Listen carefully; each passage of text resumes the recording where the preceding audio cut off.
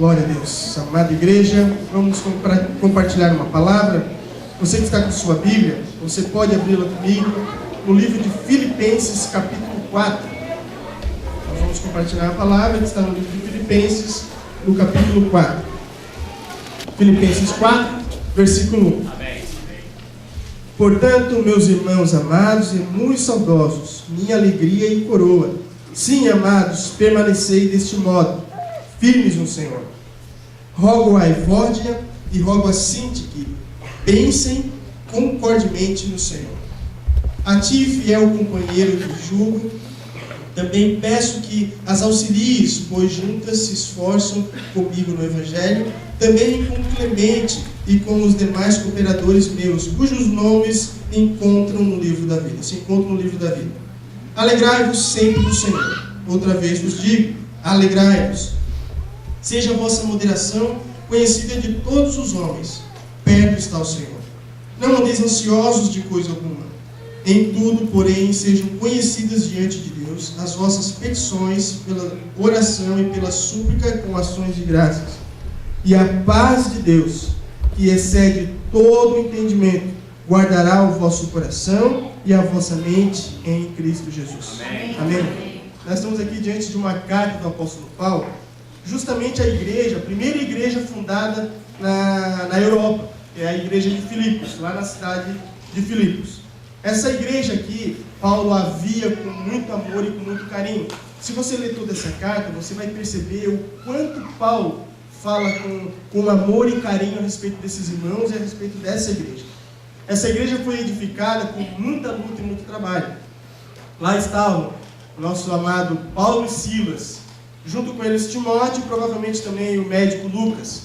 No capítulo 16 de Atos, conta essa história com o nosso irmão André, que no louvor mencionou que à meia-noite eles cantaram louvores. Mas antes de cantar louvores à meia-noite, aconteceu algo muito difícil.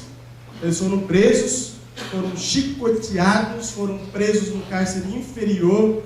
Então ali começam os rumores de uma pequena igreja. E a partir desse evento de Atos capítulo 16, na segunda viagem missionária do apóstolo Paulo, então nasce a igreja de Filipos, primeira igreja na região da Europa. Mas essa igreja aqui, essa cidade tinha outro nome antes. Essa cidade, o nome dela se chamava Crênides, significava a cidade das fontes, tinha muitas fontes de água naquele lugar. Mas o pai lá do imperador, do Alexandre o Grande, o rei Filipe II, invadiu, mudou o nome da cidade, botou o nome dele, e aí depois se transformou numa colônia romana. Nessa situação aqui, essa cidade é uma colônia romana, onde Paulo então consegue pregar o evangelho a custo de muito trabalho, e Paulo então agora se dedica muito a cuidar dessa amada igreja. Só que a situação que Paulo está vivendo também não é fácil. Paulo está numa prisão, provavelmente em Roma, antecedendo o seu martírio.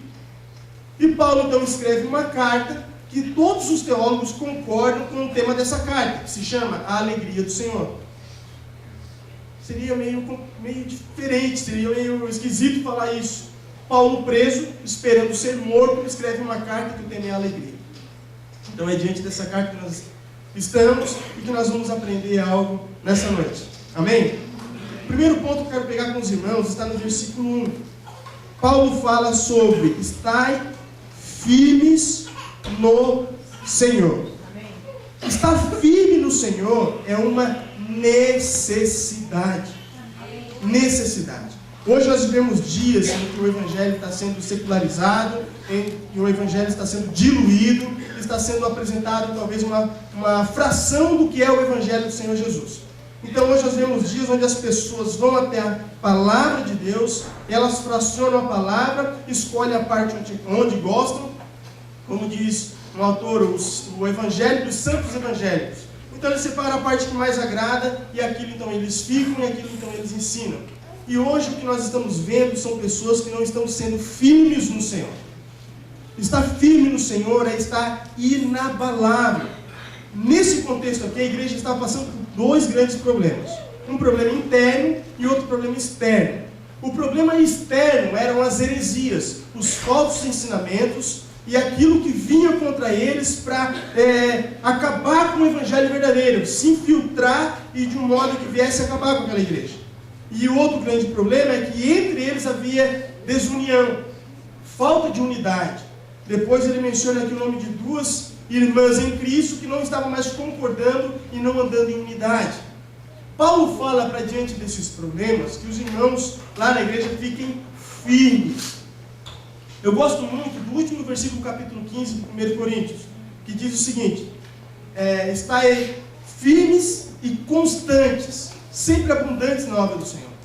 Então fala de firmeza e de constância. Mas se nós não estamos firmes, o que acontece com a nossa vida? Por quê? Porque nós vemos hoje um giro muito grande de pessoas na igreja. Você vê hoje irmãos que você cumprimenta, você conhece, daqui a 2 meses você vai ver esse irmão já não está mais conosco. E nós às vezes paramos para pensar por que isso acontece. Muitos, graças a Deus, saem daqui para estar em outra igreja. Mas também é grande o número dos que saem para não estar mais firmes no Senhor. Queridos, estar firmes no Senhor, nós devemos ter na nossa consciência algo chamado princípio inegociável. O que é isso? É entender que a palavra de Deus e os princípios de Deus nós não podemos negociar nunca. Por nada, por nenhum valor, por nenhum status, por nenhuma fama, nós podemos negociar os princípios de Deus. Sabe por quê? Porque dias maus vêm para todos.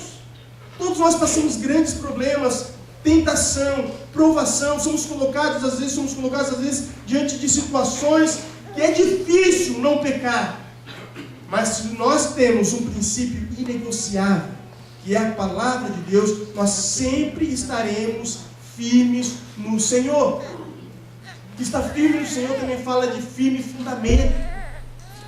A palavra em Colossenses diz: assim como recebestes a Cristo, agora andai nele, firmados, radicados e edificados.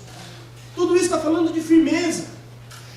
Radicados, raízes profundas, firmados, edificados, alicerce firme.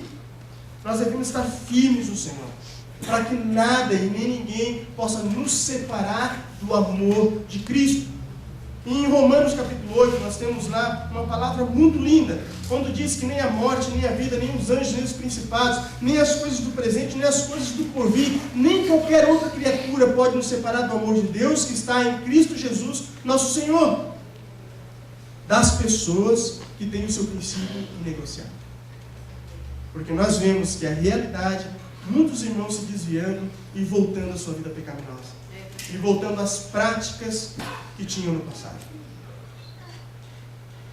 Nós devemos colocar Cristo assentado no altar, no trono do nosso coração. Para que ali Ele seja Senhor. Com dinheiro no bolso, sem dinheiro no bolso. Para que Ele seja Senhor, tendo ou faltando, perdendo ou ganhando. Sempre firme e inabalável no Senhor. Mas o apóstolo Paulo continua esse capítulo aqui, e ele fala depois de harmonia. Olha comigo o versículo 2 e 3. Rogo a Evódia e a Sintique, pensem concordemente no Senhor. A harmonia no relacionamento vem por uma súplica intensa. Paulo dá valor a isso, e ele faz uma súplica a respeito disso. Ele pede até ajuda para outros líderes, para que essa situação seja resolvida. E nós sabemos que relacionamento é uma luta. Relacionamento entre marido e mulher, pai e filho, entre liderança de igreja, seja onde for, aonde tem que se relacionar com outra pessoa, o negócio é difícil. Mas como que relacionamentos são bem-sucedidos? Com súplica ao Senhor. Casamento sem oração é casamento fadado ao fracasso. Relacionamento sem oração é relacionamento fadado ao fracasso. Por quê? Porque quando oramos, nós estamos apresentando diante do altar de Deus. Deus está aqui, preciso da tua ajuda.